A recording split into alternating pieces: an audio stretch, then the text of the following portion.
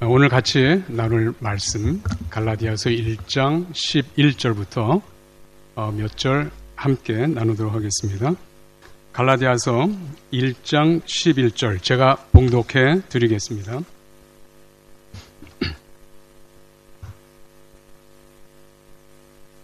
형제들아, 내가 너에게 알게 하노니 내가 전한 복음은 사람의 뜻을 따라 된 것이 아니니라.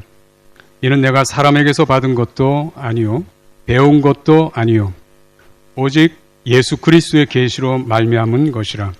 내가 이전에 유대교에 있을 때 행한 일을 너희가 들었거니와 하나님의 교회를 심히 박해하여 멸하고 내가 내 동족 중 여러 영갑자보다 유대교를 지나치게 믿어 내 조상의 전통에 대하여 더욱 열심히 있었으나 그러나 내 어머니의 태로부터 나를 택정하시고 그의 은혜로 나를 부르시니가 그의 아들을 이방에 전하기 위하여 그를 내 속에 나타내시기를 기뻐하셨을 때에 내가 곧 혈육과 의논하지 아니하고 또 나보다 먼저 사도된 자들을 만나려고 예루살렘으로 가지 아니하고 아라비아로 갔다가 다시 다메섹으로 돌아갔노라.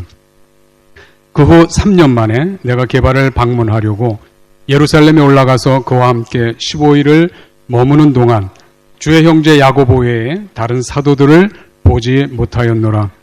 보라, 내가 너에게 쓰는 것은 하나님 앞에서 거짓말이 아니로다. 그 후에 내가 수리아와 길리기아 지방에 이르렀으나 그리스도 안에 있는 유대의 교회들이 나를 얼굴로는 알지 못하고 다만 우리를 박해하던 자가 전에 멸하려던 그 믿음을 지금 전한다 함을 듣고 나로 말미암아 하나님께 영광을 돌리니라. 아멘. 오늘 이 말씀을 통해서 바울이 전한 복음 이런 제목으로 여러분에게 말씀을 좀 전하고 싶어요.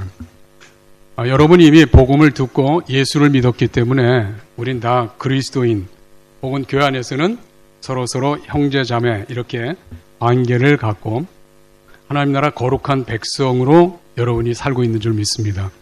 몽펠리에 바로 여러분들이 영적으로 한 가족들이죠. 한 가족들이 사랑으로 살고 있어요. 제가 이곳 방문하면서 교회 이름이 너무너무 마음에 들었어요. 여러분 교회 이름의 뜻을 아시나요? 예사랑. 처음에는 예사랑 이렇게 해서 왜 숫자를 뺐지? 거룩한 예수님의 이름에 왜 숫자가 없지? 그런데 그게 문제가 아니고 예수님의 사랑. 맞습니까? 이 뜻이 맞아요? 여러분의 교회 안에는 예수님의 사랑을 중심으로 공동체가 되고 싶은 마음의 소원, 열정, 그리고 그 사랑을 통해서 아름다운 공동체를 이루어 가고자 하는 그런 꿈이 있는 줄로 믿습니다. 그런데 그 꿈이 아니고 이미 여러분 안에서 그 사랑이 있음을 제가 피부로 느끼는 거예요. 가장 큰 이유가 어디 있을까요? 여러분을 섬기는 목사님 네 분이 엄청 사랑을 쏟는 거예요. 처음 봤거든요. 전에 본 적도 없어요, 우리 목사님. 그래서 간단히 듣기로 제가 섬겼던 교회에 오셔서 또 사역을 하셨던 분이에요. 또 신학적으로나 또 여러 면에서 참 한마음이 될 수 있는 아주 귀한 분이에요. 그런데 만나고 보니까 그 이상이더라고요. 그 이상이에요. 저는 저희 교회 목회할 때 이런 얘기를 자주 했어요. 여러분, 우리에게는 사랑하기에도 시간이 모자라요. 언제 싸울 시간이 있어요? 언제 미워할 시간이 있어요? 우리는 사랑하기에도 내 인생 가운데 시간이 모자라요. 우리 사랑하며 삽시다. 여기 교회 오게 되면 이렇게 소개합니다. 우리는 어느 회사에 취직한 직원으로 서로 일 때문에 만난 사이가 아니에요. 우리는 가족입니다. 그런데 우리 목사님하고 교제하고 또 우리 김 목사님하고 교제하는 가운데 저를 가족으로 대해 주시더라고요. 와, 이런 교회가 프랑스에 있다니. 제가 프랑스 처음 방문한 게 아니라 옛날에 저 니스라는 데 잠깐 다녀갔어요. 그런데 이번에 처음 파리를 거쳐서 몽펠리에 이렇게 지금 여행 중에 있습니다. 제가 결혼 40주년 기념 여행이에요. 또 이제는 은퇴했거든요. 그래서 목회 은퇴한 기념으로 제 아내하고 단둘이 처음 배낭여행을 지금 하고 있는 중인데, 배낭여행 중에 목사님을 만난 겁니다. 그런데 하나님께서 엄청 큰 위로, 격려, 큰 사랑을 베풀어 주셔요. 그리고 요 며칠 같이 이제 이렇게 교제하는 가운데 그 속에 한마디 한마디 어떤 목회를 하고 계시나, 어떤 교회를 이루어 가시는가, 어떤 꿈을 갖고 계신가, 더 말할 필요 없이 저의 마음에 아주 참 큰 메시지가 담겼습니다. 또 마침 말씀을 전해달라고 말씀하셨어요. 이런 게 제가 어떤 말씀을 전하겠어요. 그런데 오늘 짧은 시간이지만 바울이 전했던 복음, 이 복음은 과연 뭘까? 왜냐하면 로마서 1장 잠깐 보시면 거기 보면 이런 말씀이 있어요. 로마서 1장 8절에 보면 먼저 내가 예수 그리스도로 말미암아 너희 모든 사람에 관하여 내 하나님께 감사함은 너희 믿음이 온 세상에 전파됨이로다. 바울은 로마 교회를 방문한 적이 없는데 그 교회 때문에 하나님께 감사한다고 편지하고 있습니다. 이유는 그 교회가 믿음이 있었어요. 믿음이 전파되기 때문에 감사한다 했습니다. 그런데 조금 더 1장 후반부로 들어가면 15절에 이렇게 되어 있습니다. 14절 헬라인이나 야만인이나 지혜 있는 자나 어리석은 자에게 다 내가 빚진 자로다. 그러므로 나는 할 수 있는 대로 로마에 있는 너에게도 복음 전하기를 원하노라. 와, 믿음이 있다면 복음을 들었어요, 안 들었어요? 들었겠죠. 복음을 들었는데 바울은 복음을 다시 전하고 싶다는 메시지를 전하고 있습니다. 그게 로마서입니다. 아니, 복음을 들은 교회인데 복음을 또 설명한다? 있을 수 없죠. 복음 다음 단계를 설명하거나 설교해 주셔야 되는데, 또 편지를 써야 되는데 복음을 다시 전하기를 원한다. 오늘 제가 지금 바울이 전한 복음을 좀 말씀드릴 때 복음의 진수가 여기에 있는 거구나. 보통 우리가 복음 얘기하면 예수 그리스도께서 우리 죄를 위해서 대신 십자가에 피 흘리셔서 죄값을 치르셔서 우리를 구원해 주셨다. 나는 죄인인데 예수님 때문에 하나님 앞에 의인이 되었다 하는 것을 우리 복음의 진수라고 얘기하고 있습니다. 그런데 놀랍게도 바울은 그 복음에 머물지 않고 그 이상의 복음을 얘기하고 있어요. 오늘 그 이상의 복음에 대한 메시지가 오늘 읽은 본문 안에 있습니다. 첫째로 보면 오늘 갈라디아서 1장 11절에 보면 형제들아 내가 너희에게 알게 하노니 내가 전한 복음은 사람의 뜻을 따라 된 것이 아니니라. 이는 내가 사람에게서 받은 것도 아니요 배운 것도 아니요 오직 예수 그리스도의 계시로 말미암은 것이라. 복음인데요. 이 복음은 사람의 뜻에 따라 된 것이 아니다. 이 표현은 이 복음은 모세의 율법에 의한 것이 아니다 그런 뜻이에요. 모세의 율법이 사람의 뜻에 따라 된 것인가요? Yes. 하나님께서 모세를 불러서 시내산에서 율법을 주실 때 돌판을 하나님이 친히 만드셨고 하나님이 글을 쓰셔서 이 율법을 돌판을 이 모세에게 주었어요. 그런데 이 모세가 이 돌판을 들고 내려오다가 이스라엘 자손들이 우상 숭배하는 걸 보고 이거 집어 던져요. 왜? 하나님이 약속한 첫 번째 돌판의 율법이 이미 효력이 상실되었기 때문에. 왜? 우상 숭배하잖아요. 우상 숭배하지 말라. 근데 우상 숭배하고 있잖아. 이건 이미 하나님과의 관계 약속이 깨졌다. 이 돌판 쓸데없구나 하고 집어 던져 박살을 냈습니다. 하나님이 모세를 불러서 내가 너로 큰 나라를 세우겠다. 모세는 하나님 그리하시면 안 됩니다.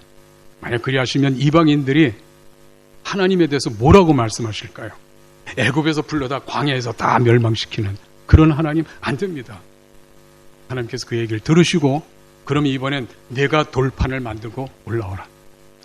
모세가 똑같은 돌판을 들고 다시 올라갔습니다. 올라가서 천사가 기록했어요.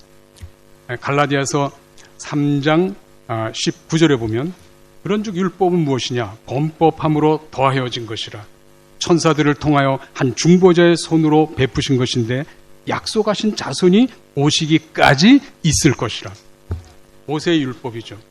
모세를 통해서 준 율법은 여기 보면 사람에 의해서, 여기 지금 11절에 보면 사람의 뜻을 따라 든 것이 아니다. 복음은, 그러면 율법은 사람의 뜻에 따라, 모세의 뜻에 따라 사실은 이스라엘 자손을 포기하려고 그러다가 다시 주신 율법이기 때문에 사람의 뜻이란 말을 붙여요. 자, 12절에 보면, 다시 갈라디아서 1장 12절에 보면 이는 내가 사람에게서 받은 것도 아니요. 자, 복음을 사람에게서 받았다 그러면 누가 전달해 줄 수 있을까요? 바울이 어렸을 때 부모 양육 속에 있었기 때문에 그 부모 양육 속에서 복음을 받을 수 있는 찬스가 있었는데 내가 받은 복음은 부모 혹은 혈육을 통해서 주어진 게 아니다. 또 하나 있습니다. 거기 보면 배운 것도 아니요. 사람에게서 배운 것도 아니요. 복음을 누가 가르칩니까? 그 당시는 사도들이 가르쳤겠죠. 그러나 바울이 전한 복음은 모세 율법을 기초한 것도 아니고 부모로부터 받은 것도 아니고 또 한편으로 사도들로부터 배운 것도 아니에요. 그러면 바울이 전한 복음은 그 근거가 어디에 있어요? 거기 보면 12절에 이는 내가 사람에게서 받은 것도 아니요 배운 것도 아니요 오직 예수 그리스도의 계시로 말미암은 것이라. 예수 그리스도의 계시 때문에 주어진 복음을 예수님께서 바울에게 계시해 주셨습니다. 여기서 계시란 말은 예언이 아니에요. 예언은 하나님의 뜻이 선지자를 통해서 가까운 일이든 먼 미래든 하나님의 뜻을 대언해서 나타난 것이, 그것이 예언인데, 계시는 이 말의 뜻을 오랫동안 비밀로 되어 왔던 그 비밀이 드러나는 거예요. 예수 그리스도의 계시란 말은 비밀이었던 예수님 그분이 드러난다라는 뜻도 있고, 오랫동안 감추었던 예수 그리스도의 비밀을 바울에게 드러내셨다라는 의미도 됩니다. 예수 그리스도의 계시. 바울은 부모로부터 아니에요. 또 자신이 오랫동안 율법을 통해서 많은 사람들을 그리스도를 핍박했던 그 율법도 아니에요. 사도들로부터 새로 배운 것도 아니에요. 직접 예수님께서 자신의 비밀을 드러내셔서 주어진 복음이에요. 그런데 이 복음을 받는 사람에게는 변화가 일어나죠. 삶이 변화되는 증거들이 나타납니다. 바울이 지금 그 고백을 해요. 예수 그리스도의 계시로 말미암았기 때문에, 그 계시 때문에 내 자신의 삶이 완전히 변했다. 13절에 보면 내가 이전에 유대교에 있을 때 행한 일을 너희가 들었거니와 하나님의 교회를 심히 박해하여 멸하고 내가 내 동족 중 여러 영갑자보다 유대교를 지나치게 믿어 내 조상의 전통에 대해 더욱 열심히 있었으나, 바울은 당대 최고의 율법학자였고 열심히 있기 때문에 율법에 어긋나는 신앙을 보이는 그리스도인들을 핍박하고 박해하고 심지어는 죽이는 자리에서 찬송도 하고 죽이려고 잡아 감옥에 가두는 이런 열심히 있는 그런 바울이었어요. 그런데 어떻게 됐어요? 예수님 그분을 만나자 모세 율법 중심에서 예수님 중심으로 완전히 변화됩니다. 자신의 삶을 완전히 바꿔요. 예수님을 위해서 나머지 인생 전체를 헌신하는 이런 삶의 변화가 일어나는데 그 기초는 예수 그리스도예요. 여러분 복음을 받으셨어요? 예수님의 복음을 받으셨는데 이전 삶과 지금 삶 어떤 변화가 있습니까? 바울은 핍박하는 자리에서 예수님을 사랑하고 교회를 세우는 놀라운 삶을 받아요. 여러분은 여러분의 삶의 최고의 근거가 어디에 있나요? 예수 그리스도 중심이에요? 예수님 말씀이 여러분 삶의 기초가 되고 있어요? 아브라함은 하나님으로부터 부름을 받죠. 하란 땅에서 아브라함에게 내가 지시하는 땅으로 가라. 그럴 때 창세기 12장 1절에 하나님께서 어떤 말씀을 하세요? 하나님께서 하신 말씀이 있죠. 아브라함에게 이런 말씀을 하고 있습니다. 여호와께서 아브라함에게 이르시되 너는 너의 고향과 친척과 아버지의 집을 떠나 내가 내게 보여줄 땅으로 가라. 어딜 떠나라고요? 지금까지 안전하고 풍요롭고 그리고 늘 익숙한 환경이었던 고향, 친척, 아버지를 떠나래요. 이 한마디 말씀 때문에 자기 안락하게 살 수 있는 그 자리를 떠나서 하나님이 지시한 가나안 땅으로 자신의 거주지를 바꿔나가는 거예요. 삶의 근거가 되는 하란 땅을 떠나게 되는 거예요. 여기 많은 분들이 한국 땅에 살다가 지금 프랑스 땅으로 왔죠. 저도 한국에 있다가 지금은 미국에서 살고 있습니다. 고향을 떠나서 산다는 건 쉽지 않아요. 이 프랑스에 제가 여행하는데 너무 살던 환경, 여러 가지 습관이 너무 달라서 참 이 문화 장벽, 문화의 충격 이런 것들을 다소 느끼죠. 뭐 얼마든지 앞으로 시간이 되면 편안하게 살 수 있는 땅이긴 하지만 지금은 뭐 많은 것들이 거북해요. 어떻게 그런 일을 할 수 있어요? 하나님께서 말씀하셨기 때문에 떠나는 거예요. 근거는 하나님의 말씀이죠. 하나님의 인도에 있었죠.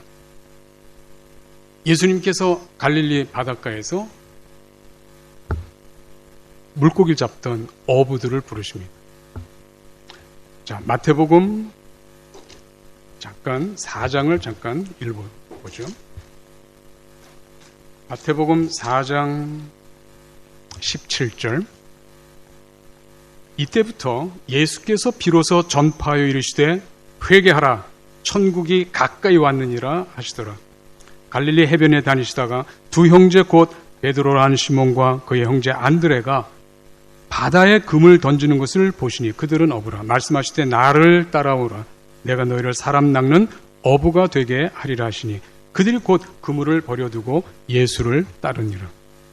많은 분들이 이 본문을 예수님께 제자를 부르신 현장이라고 얘기해요. 제자를 부르신 게 아니라 제자를 불렀지만 12제자를 부른 게 아니라 예수님께서 어부로 갈릴리 바다에서 그 삶이 안락한 삶을 살고 있던 그들을 나를 따라오노라 하면서 완전히 삶을 바꾸는 굉장히 큰 부르심이 여기에 설명되어 있는 거예요. 자, 거기에 이제 부르심이라고 하는 이 부분이 17절엔 이렇게 설명되어 있어요. 이때부터 예수께서 비로소 전파하여 이르시되 회개하라. 여기서 회개하라 이 말은 repent. 이건 영어예요. 네, 아침에 제가 불어를 하나 배웠어요. 흑뻥대부? 맞나 이게 지금 발음이? 여러분 한번 해주시겠어요? 요 표현을 한번. 흑뻥대부? 예? 흑뻥 맞습니까? 회개하라. 통역하신 분 한번 크게. 흑뻥대부 맞죠? 회개하라. 이거는 자기 죄를 고백하는 게 아닙니다. 한국말로는 똑같이 회개인데 회개했으니까 내가 무슨 죄를 졌습니다. 이렇게 회개로 사람들이 오해하는데 이건 그게 아니라 너희 삶을 바꾸라. repent. 바꾸라. 지금까지는 어부인데 물고기를 잡았는데 이제부터 날 따르면서 사람을 낚는 어부가 되게 하리라. 아브라함이 하란 땅에 안락했는데 너 거기 있지 말고 가나안 땅으로. 가나안 땅에서 나와 함께 그 땅에 하나님이 약속한 복을 누리며 살도록 하겠다. 완전히 삶의 근거를 바꾸는 거예요. 이 당시 마태복음에 기록한 이 당시는 많은 유대인들이 율법에 의해서 살았어요. 하지만 이제 예수님께서 오셔서 모세 율법이 근거가 아니고 나를 근거로 살아가도록 복음을 근거로 살아가도록 예수님의 부르심이 이때부터 시작됐어요. 회개하라. 천국이 가까이 왔다. 왜 삶을 바꿔야 되는가? 삶이 왜 바뀌어야 되는지 그 근거가 천국에 있었어요. 바울도 예수님을 만나면서 예수님을 핍박하는 사람이었는데 삶을 바꾸죠. 예수님을 섬기는 사람으로 자신의 삶을 바꾸는 것을 볼 수가 있습니다. 자, 그래서 예수 그리스도의 계시는 바울의 인생을 바꾼 거예요. 바울의 삶의 근거를 바꾼 거예요. 여러분께서 예수님을 만났다면 예수님을 중심으로, 예수님을 최고의 가치로, 예수님 말씀을 최고의 명령으로 마음에 새기고 오늘 이 땅에 살아가야 돼요. 여러분의 삶의 근거가 여러분의 직장이 되든지 여러분의 전공이 삶의 근거라고 생각하든지 그것은 다 부수적인 거예요. 다 부수적인 거예요. 사람이 살다 보면 직업도 바뀌어요. 돈이 많고 조금 더 시기에 따라서 어떤 땐 돈 많이 벌고 어떤 땐 돈을 다 잃고 건강했는데 어떤 땐 건강도 잃고 이 땅에 사는 많은 삶의 조건들은 다 변화되지만 변하지 않는 진리 한 가지 있습니다. 여러분의 삶은 예수 그리스도 그분이 여러분의 인생의 기초가 되고 예수님이 여러분의 주인이 되고 예수님이 여러분의 최고의 가치가 될 것입니다. 아멘. 그것이 바울이 전하려고 했던 복음의 첫 번째예요. 그래서 바울은 자신이 예수 그리스도의 계시로 받은 이 복음을 지금 전하는 것이라고 얘기해요. 내가 너에게 전한 나의 복음, 내가 전한 이 복음은 예수 그리스도의 계시에 있었다. 두 번째로는 18절에 보면 15절에 보면 이렇게 되어 있습니다. 그러나 내 어머니의 태로부터 나를 택정하시고 그의 은혜로 나를 부르시니가 그의 아들을 이방에 전하기 위하여 그를 내 속에 나타내시기를 기뻐하셨을 때에 바울이 지금 하나님으로부터 뭘 전하도록 사명을 받습니까? 그의 아들, 여기 그의 아들을 이방에 전하기 위하여 내 속에 나타내시기를 기뻐하셨다. 예수 그리스도의 계시를 나타내는 것이 왜 하나님의 기쁨이었나? 이제 바울을 통해서 하나님 아버지의 궁극적인 메시지를 전하게 되는데 그 메시지의 핵심이 그의 아들을 전하도록 하기 위해서 바울을 불렀다고 말씀하고 있어요. 여러분, 예수님 하나님 아들이에요. 맞죠? 하나님 아들이신데 여기서 하나님의 아들을 강조하는 이유는 어디에 있을까요? 우리가 보통 찬양하게 되면 가사 중에 아버지의 사랑, 예수님과 하나님은 아버지와 아들 관계인데 이 관계는 사랑의 관계라는 것을 가장 크게 강조하고 있습니다. 그러나 성경을 읽어보세요.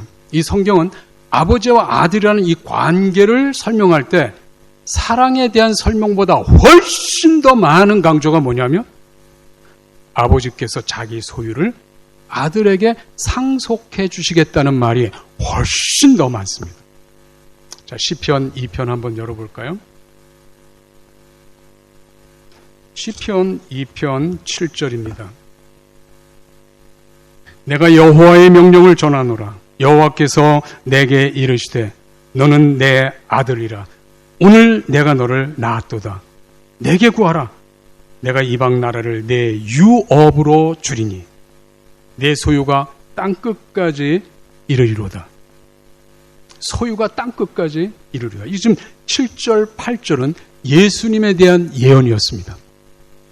예수님께서 이 땅에 하나님의 아들이신 그분이 오셨을 때 예수님이 하나님으로부터 내 아들이라고 인정받으신 후에 하나님의 소유를, 하나님의 창조 세계를 상속받는 아들로 세우신다. 예수님은 아담이 잃어버렸던 하나님의 소유를 예수님이 친히 아들이 되셔서 하나님 아버지의 잃어버렸던 소유를 다시 찾고 회복하는데 예수님을 우리에게 보내셨어요. 예수님은 하나님 아버지의 상속자이셨습니다. 하나님 아버지의 상속자이셨어요. 자, 한번 좀 찾아볼까요? 사도행전 13장 29절. 사도행전 13장 29절입니다. 사도행전 13장 29절에 보면 언제 예수님께서 하나님으로부터 아들로 인정되셨는지 바울이 잘 설명하고 있습니다. 자, 29절 성경에 그를 가리켜 기록한 말씀을 다 응하게 한 것이라. 후에 나무에서 내려다가 무덤에 두었으나 하나님이 죽은 자 가운데서 그를 살리신지라.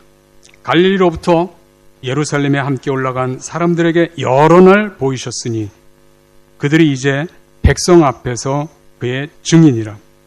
우리도 조상들에게 주신 약속을 너에게 전파하노니 곧 하나님이 예수를 일으키사 우리 자녀들에게 이 약속을 이루게 하셨다 함이라.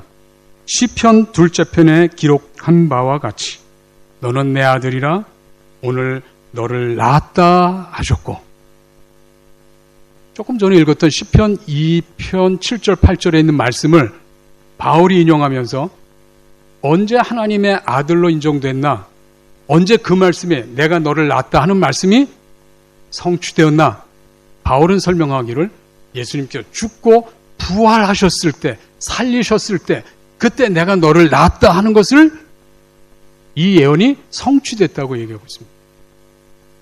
매우 중요한 사실입니다.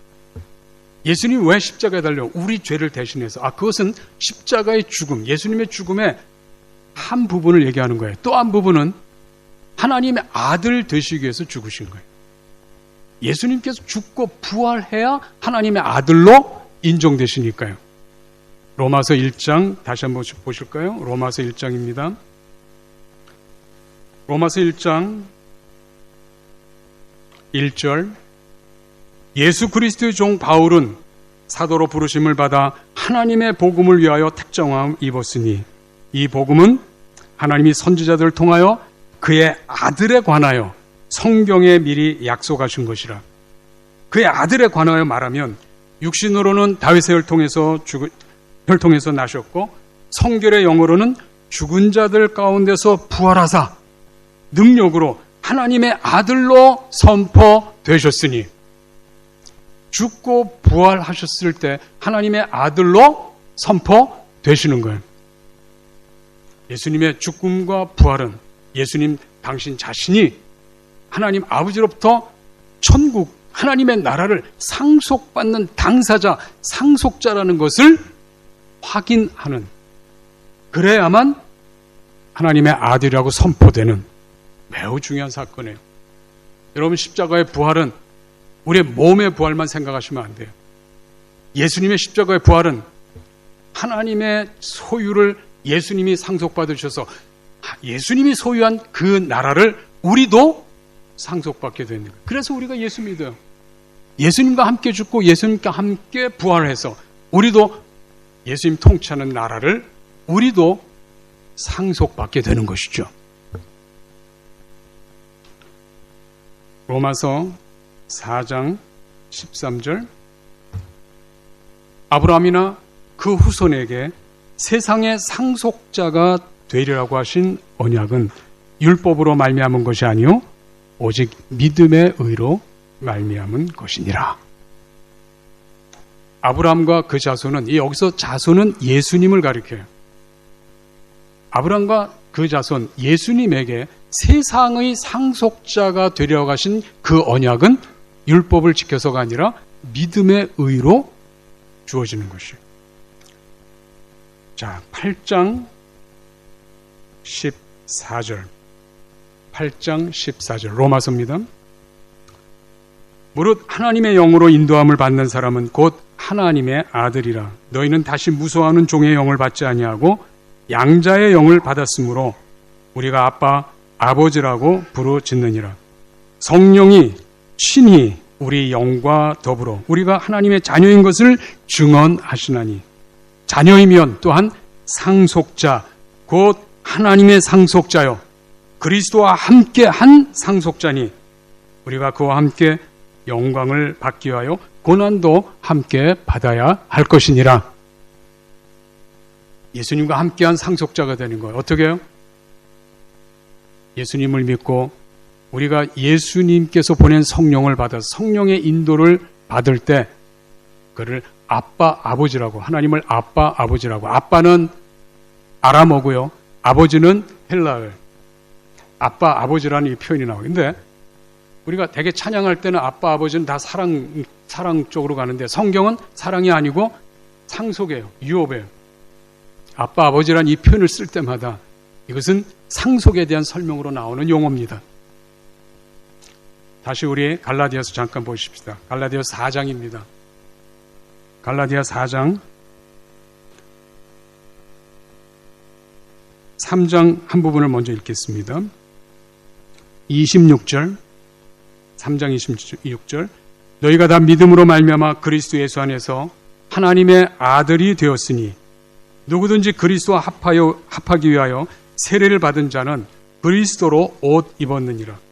너희는 유대인이나 헬라인이나 종이나 자유인이나 남자나 여자나 다 그리스도 예수 안에서 하나이니라.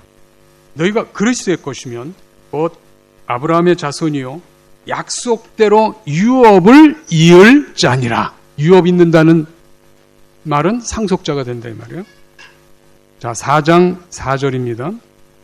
때가 참에 하나님이 그의 아들을 보내사 여자에게서 나게 하시고 율법 아래에 나게 하신 것은 율법 아래에 있는 자들을 속량하시고 우리로 아들의 명분을 얻게 하려 하심이라. 너희가 아들이므로 하나님이 그 아들의 영을 우리 마음 가운데 보내사 아빠 아버지라 부르게 하셨느니라. 그러므로 내가 이후로는 종이 아니요 아들이니 아들이면 하나님으로 말미암아 유업을 받을 자니라. 하나님의 아들이면 유업을 받을 자라고 바울이 설명하고 있어요. 여러분 예수 믿었어요? 여러분 주인이 예수님인 거 확신합니까? 그렇다면 여러분 예수님과 함께 하나님 나라를 상속받을 상속자인 것을 분명히 알기 바라요. 우리가 왜 예수를 믿어요? 예수님을 통해서 잃어버렸던 하나님의 나라를 우리가 예수 그리스도께서 다시 상속받은 그 나라를 예수님과 함께 상속자의 우리가 그 나라를 상속받는다 이 말이에요. 오늘 저는 여러분에게 너무 어려운 이야기를 여러분에게 전하고 있는지 모르겠어요. 그래도 할 수 없어요. 제가 또 다시 올지 잘 모르잖아요. 제가 믿고 있는 복음, 주님께서 가르친 이 복음을 여러분에게 한 번은 정리해 설교를 해야만 되는 사명으로 지금 얘기하고 있어요. 굉장히 말이 빠르죠. 제가 원래 이 말 빠르지 않아요. 서울 말씨거든요. 아주 천천히 해요. 근데 양이 많으니까 성경 읽어야 되니까 지금 제가 1.5배, 2배속으로 지금 하고 있는 거예요. 하지만 혹시라도 녹음이 되거나 하고 있다면 나중에 천천히 돌려서 참 곰씹으면서 다시 듣기를 바라요. 왜? 바울이 전한 이 복음을 종합적으로 잘 이해를 해야 성경 전체를 읽을 수 있기 때문에 그래요. 만약 구원에 관한 이 이야기만 들으면 구원받고 천국에 간다 이렇게 돼 있는데요. 천국은 가는 데가 아니에요. 천국은 임하는 거예요. 천국은 여기에 예수님 통치가 이루어지는 여기가 천국이에요. 천국이란 말은 마태복음에서만 쓰여지는 특별 용어입니다. 마태복음은 예수님이 아직 사역하고 계시는 중이라 상속받기 전에 왜? 상속은 죽고 부활해야 승천해서 받는 것이 하나님의 나라를 상속받는 자리이기 때문에 마태복음이 쓰여지고 있고 예수님 사역하는 동안은 회개하라 천국이 가까이 왔다. 가까이 왔다고 설명해요. 그러니 예수님 이제 가까이 온 천국, 예수님 앞으로 하나님 나라를 상속받으면 예수님이 통치하는 나라인 천국을 이 땅에 이루어야 되는데 준비 작업을 하고 계신 거예요. 하나님 나라가 있는데 백성 필요해요, 안 해요? 필요하죠. 근데 백성은 율법을 지키는 사람들을 통해서 백성 삼지 않습니다. 율법은 이스라엘 나라를 목표하고 있어요. 그러나 예수님의 산상수훈, 천국, 이것은 예수님의 새 계명, 사랑의 계명으로 그 나라를 소유할 수 있고 상속받을 수 있고 누릴 수 있어요. 그래서 예수님께서 산상수훈을 통해서 천국법을 가르치면서 내 말을 듣고 행하는 자가 하나님 나라에 들어간다. 그렇게 설명하고 있는 거예요. 바울은 계시를 통해서 이 말씀의 뜻을 확실하게 정리한 분이었습니다. 그래서 예수님께서는 우리를 함께 상속받을 자가 됐기 때문에 형제란 말을 사용하십니다. 자, 히브리서 1장을 한번 잠깐 열어보실까요? 히브리서 1장에 보면 우선 1장 1절, 2절 옛적의 선지자들을 통하여 여러 부분과 여러 모양으로 우리 조상들에게 말씀하신 하나님이 이 모든 날 마지막에는 아들을 통하여 우리에게 말씀하셨으니 이 아들을 만유의 상속자로 세우시고, 아들 누굽니까? 예수님이죠. 예수님을 상속자로 세우시고 또 그로 말미암아 모든 세계를 지으셨느니라. 예수님께서 신이 하나님의 아들로서 상속자로 세움을 입으세요. 그런데 예수님 홀로 세우심을 받는 게 아니라 저와 여러분도 예수님과 함께 상속자로 세우기 때문에 예수님은 우리의 아들이 되고 맏형이 되고 우리는 형제가 되는 거예요. 왜? 공동 상속이 되니까요. 자, 그래서 히브리서에는 이렇게 얘기합니다. 히브리서 2장 9절. 히브리서 2장 9절. 오직 우리가 천사들보다 잠시 동안 못하게 하심을 입은 자 곧 죽음의 고난 받으심으로 말미암아 영광과 존귀로 관을 쓰신 예수를 보니 이를 행하심은 하나님의 은혜로 말미암아 모든 사람을 위하여 죽음을 맛보려 하심이라. 죽는 이 하나님의 뜻에 순종하지 않으면 부활할 수 없고 그러면 상속자가 될 수 없어요. 그런데 죽음을 맛보려 하심이라. 그러므로 만물이 그를 위하고 또 그로 말미암으니가 많은 아들들을 이끌어 영광에 들어가게 하시는 일에 그들의 구원의 창시자를 고난을 통하여 온전하게 하심이 합당하도다.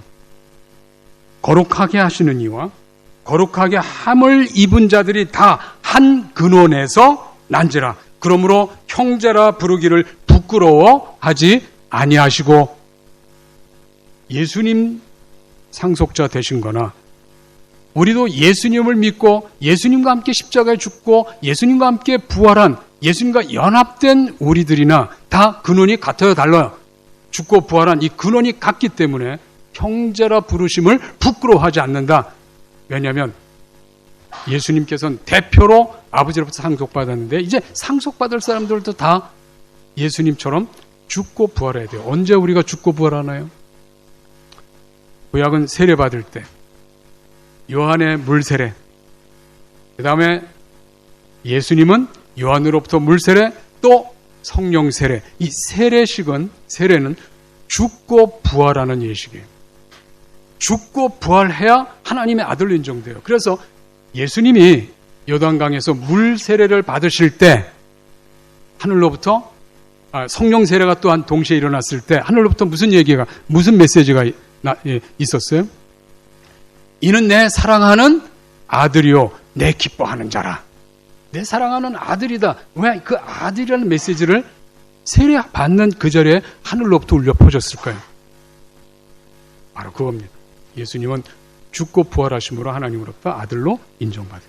저와 여러분도 예수를 믿을 때 아직 몸의 죽음은 남겨져 있어도 예수님과 함께 죽고 부활함으로 하나님으로부터 우리가 하나님의 나라 상속자로 인정받는 매우 중요한 은혜를 입게 돼요. 그래서 예수님께서 제자들에게 너희는 이렇게 기도하라. 하늘에 계신 누구 아버지? 예수님의 아버지예요? 아니면 제자들 너희 우리 아버지라고 해요. 우리 아버지.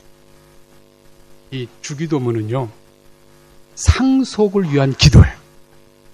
그래서 뜻이 나라가 임하옵시며 뜻이 하늘에서 이루어진 것처럼 땅에서도 이루어지이다. 주기도문의 이 본문의 내용이 바로 하나님께서 아들에게 앞으로 상속하는데 이젠 제자들은 바로 그 상속을 위한 기도를 시작하도록 말씀하신 거예요. 예수님으로 끝나는 게 아니라 우리도 하나님의 나라에 들어가는 것이고 이 땅에 예수님 통치하는 천국에 들어가는 것이고, 그래서 이 땅에 삶을 살면서 비록 땅은 프랑스 땅이고 한국 땅이고 미국 땅일지 모르지만 하나님이 창조한 세계, 하나님이 왕으로 계신 이 땅에 예수님께서 왕권을 상속받으셔서 지금은 예수님의 통치 아래 있는 이 땅에서 우리는 그의 백성으로 살고 있는, 그의 백성으로 지금 살고 있는, 여러분 지금 한순간 순간 살아가는 것이 미래의 천국이 아니라 이미 이루어진 천국에 산다는 이 사실을 여러분 꼭 기억하셔야 돼요. 그 삶이 뭔지를 꼭 배우셔야 돼요. 이 땅에 살면서 예수님께서 그리스도 안에서 우리에게 어마어마한 삶을 축복하셨어요. 물질에 매이지 않을 수 있는 믿음, 명예에 매이지 않을, 또 그 유혹에 넘어가지 않을 수 있는 그 믿음, 그 믿음을 통해서 하나님의 영광을 위해서 살아가도록 하나님께서 저와 여러분을 구원해 주셨고 그 구원의 종착역인 이 유업의 삶을 이끌어 주셨어요. 그래서 바울이 예수 그리스도를 통해서 중심이 되어서 자신의 인생을 바꿨다고 말할 뿐만 아니라 이 복음은 그의 아들이라는 메시지를 전해야 됐을 뿐만 아니라 또 한 가지 이제 남은 건 믿음이었어요. 그래서 다시 갈라디아서에 돌아오시면 바울은 이렇게 소개합니다. 1장 21절. 그 후에 내가 수리아와 길리기아 지방에 이르렀으나 그리스도 안에 있는 유대의 교회들이 나를 얼굴로는 알지 못하고 다만 우리를 박해하던 자가 전에 멸하려던 그 믿음을 지금 전한다 함을 듣고 나로 말미암아 하나님께 영광을 돌리게 했다. 바울이 전하는 건 예수님, 그걸로 끝나지 않았어요. 바울이 전한 건 예수님은 하나님의 아들이라고 선포하고 전했습니다. 그런데 그걸로 끝난 게 아니라 바울의 사역에 대한 소문이 그 지역의 수리아 길리기아 지방, 사도행전에 보면 핍박 때문에 그리스도인들이 흩어져 나가는데 그 흩어져 나간 사람들이 머문 지역들의 대표적인 수리아 길리기아 지방인데 사실 바울의 핍박 때문에 도망했는데 이번엔 바울이 그 믿음을 전한다고. 율법을 행하는 신앙이 아니라 예수님을 믿고 예수님께 순종하는 그 믿음을 전하고 있다고. 믿음에 대한 이야기를 바울이 하고 있어요. 그런데 중요한 건 이겁니다. 성경은 믿음은 우리가 갖는 믿음이라고 자꾸 설명하는데요. 이 믿음의 주인은 예수 그리스도예요. 아브라함의 믿음과 예수님의 믿음이 있어요. 오늘 성경 본문에는 예수 그리스도의 믿음이란 말이 분명히 있는데 이 말을 다 바꿨습니다. 한글 성경.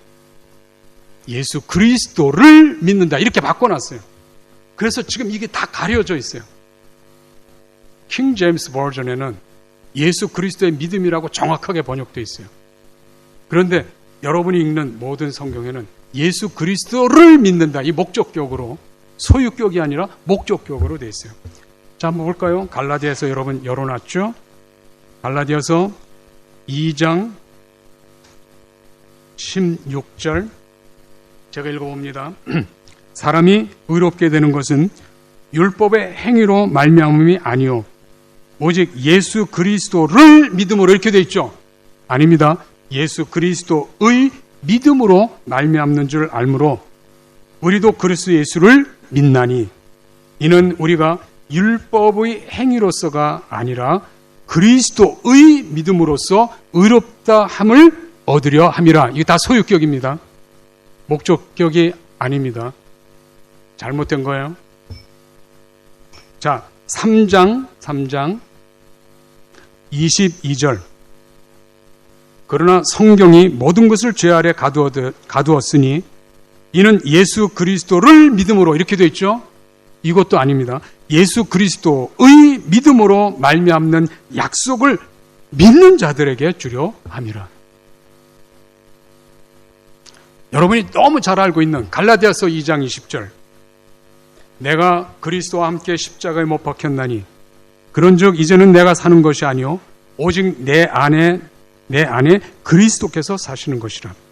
이제 내가 육체 가운데 사는 것은 나를 사랑하사 나를 위하여 자기 자신을 버리신 하나님의 아들을 믿는 믿음 안에 사는 것이다. 하나님의 아들을 믿는, 이거 아닙니다.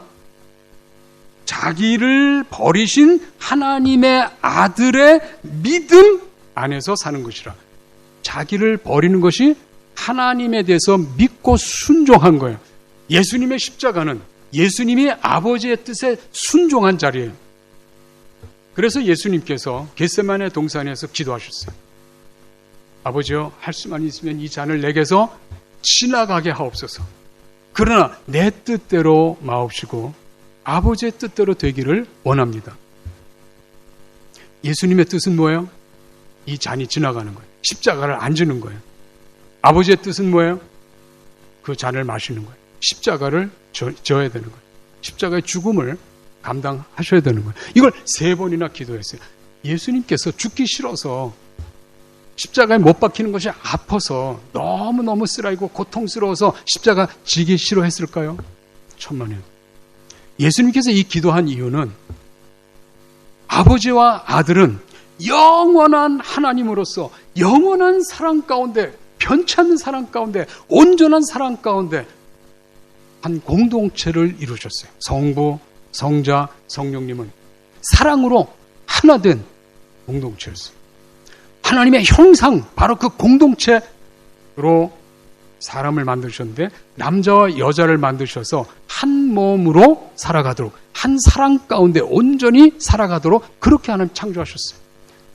그런데 사랑으로 한 번도 결별 혹은 긴장 혹은 대립되는 관계가 없었고 온전한 사랑 가운데 있는 아버지와 아들, 이제 십자가의 바로 그 자리는 아버지로부터 아들이 버림받는 그 자리였어요. 버림받는 자리, 저주를 받는 그 자리, 하나님과의 관계가 잠시 끊어지는 그 자리. 예수님께서 그걸 감내하실 수 있나요? 아니에요. 그래서 이 잔을 지나가게 해달라고 그렇게 말씀하셨어요. 하지만 예수님 뭐라고 기도해요? 최종 결론, 내 뜻대로 마옵시고 아버지의 뜻대로 되기를 원합니다. 바로 믿음으로 순종하는 그 믿음을 예수님께서 꼭 간직하셨습니다. 아브라함은 그렇게 못했어요. 아브라함은 여호와를 믿음이 이를 의로 여기셨다 그랬는데도요, 하나님의 약속 그것을 지키지 않았어요. 이스마엘을 출생합니다. 하나님의 때를 기다리시는, 하나님께서 이삭을 줄 때까지 기다리죠. 이스마엘을 낳아버린다 이 말이에요. 하나님께서 그 징계로 할례를 받도록 했습니다. 이스라엘 백성들이 출애굽을 했습니다. 광야에 왔어요. 이제 믿음으로 가나안 땅 들어가면 되는데 우리 못 들어가겠다 그랬습니다. 하나님께서 2번째 돌판 주시면서 다 저주 가운데 있도록 했습니다. 율법은 구원이 아니고 구원 받을 수 없음, 저주 가운데 있음을 증명하는 법이 돼버렸어요. 저주의 법이 됐죠. 그것을 예수님께서 다 풀어내신 겁니다. 예수님께서 다 감당하신 겁니다. 갈라디아서 3장 19절. 그런즉 율법은 무엇이냐? 범법함으로 더하여진 것이라. 천사들을 통하여 한 중보자의 손으로 베푸신 것인데 약속하신 자손이 오시기까지 있을 것이라. 율법으로 안 되는 바로 그 부분을 해결하기 위해서 예수님이 친히 이 땅에 오셔서 율법의 저주를 친히 받으셔서 십자가에 자신의 생명을 내려놓으셨어요. 죽으신 거예요. 바로 그것 때문에 하나님께서 예수님을 인정하셨어요. 죽고 부활하심으로 하나님의 아들로 상속받는 그 지위에 세우셨던 거예요. 우리도 마찬가지로 믿음으로 살아야 바로 이 약속이 우리에게 이루어지는 것입니다. 하나님 나라 복음, 예수님을 전하는 이 복음은 천국 복음이라고 얘기하는데 이 복음의 핵심은 천국을 상속받는 목적, 목표를 가지고 있습니다. 그것은 믿음이 아니면 들어갈 수도 없고 믿음이 아니면 누릴 수가 없어요. 여러분 삶이 믿음 가운데 있습니까? 믿음이라고 하는 것은 신념과 달라요. 신념은 내가 할 수 있다. 내가 꿈을 갖고 기도하면 이루어질 것이다. 그런 건 다 신념이에요. 믿음은 하나님께서 우리를 향한 뜻을 보이셨을 때 이 하나님의 뜻이면 억셉트하고 받아들일 때 그리고 순종해서 하나님 뜻이 이루어지도록 순종할 때 그것을 바로 참 믿음이라고 얘기하죠. 아브라함이 그래서 나중에 이삭을 바치할 때 이삭을 두말하지 않고 모리아산 꼭대기에 아들을 제단에 올려놓고 칼을 들었어요. 하나님께서 그것을 온전한 믿음이라고 확인해 주었습니다. 마지막으로 야고보서 한 장 읽겠습니다. 야고보서 2장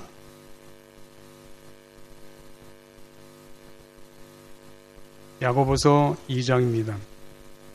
야고보서 2장 21절 우리 조상 아브라함이 그 아들 이삭을 제단에 바칠 때 행함으로 의롭다 하심을 받은 것이 아니냐. 내가 보거니와 믿음이 그의 행함과 함께 일하고 행함으로 믿음이 온전하게 되었느니라.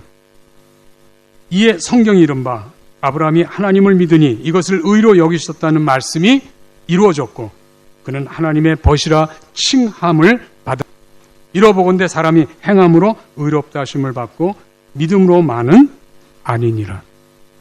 여러분의 믿음이 나 예수 믿습니다. 나 구원의 확신이 있어요. 하는 그 믿음에 머물면 안 돼요. 어디 믿음까지요? 이삭을 바치는 아브라함입니다. 십자가에 자신을 처형받는 그 자리에 자신의 몸을 내어준 예수님처럼.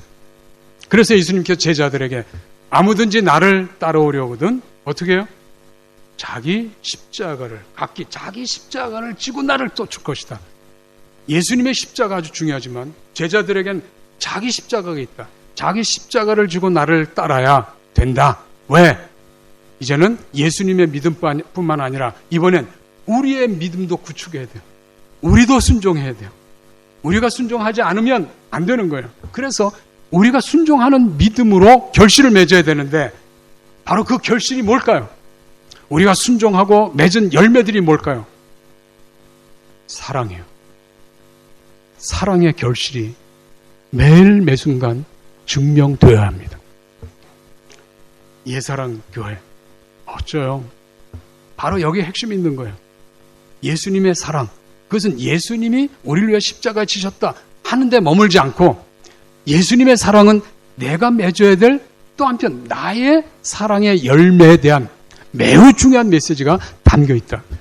여러분 교회 이름 그거 참 좋은 이 교회 이름 끝까지 지키십시오. 예사랑 교회 그 속에는 나의 사랑도 나의 사랑의 열매도 있다고 분명히 여러분 고백할 수 있어야 돼요. 로마서가 쓰여진 게 바로 이것 때문에 쓰여진 거예요. 다른 이방인 교회들은 다 그 당시 이방인 가난한 이 예루살렘 가난한 성도들을 위해서 구제헌금을 다 했습니다. 근데 로마 교회만 구제헌금을 안 했어요.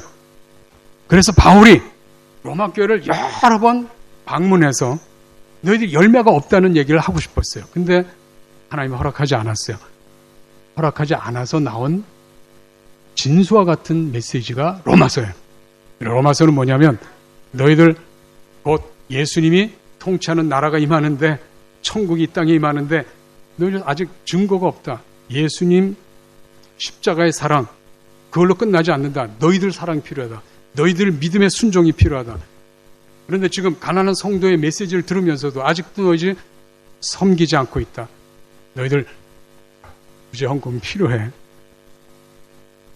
증명해야 돼. 그래서 로마서를 쓰게 된 거예요.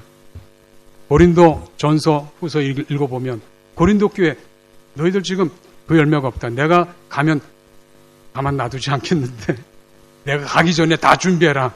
그런 표현까지 있어요. 헌금에 대한 얘기가 그 당시의 헌금은 오늘 우리가 하는 헌금 얘기를 하는 게 아니에요. 구제헌금 얘기하는 거예요. 사랑을 하라는 메시지예요. 오늘 이 교회가 예수님께서 가장 기뻐하는 사랑의 열매로 풍성한 열매 맺는 열매가 너무 넘쳐서 이 지역사회까지 그 사랑이 퍼져나가는 복된 교회가 되시기를 주님의 이름으로 축원합니다. 바울이 전한 복음 핵심 꼭 기억하십시오. 예수 그리스도 중심. 예수 그리스도 중심. 또 하나님의 아들, 상속자, 하나님 아들 중심. 여러분도 그 아들처럼 그 나라를 상속받을 수 있는 자격이 있다는 이 사실을. 그런데 상속받은 천국을 잃어버리고 살면 되겠어요? 안 되겠어요? 안 되겠죠? 오늘 여러분 천국 백성의 삶을 풍성히 살아가도록 믿음으로 매일 매순간 살아가는 여러분의 신앙이 되기를 간절히 소원합니다. 기도하겠습니다.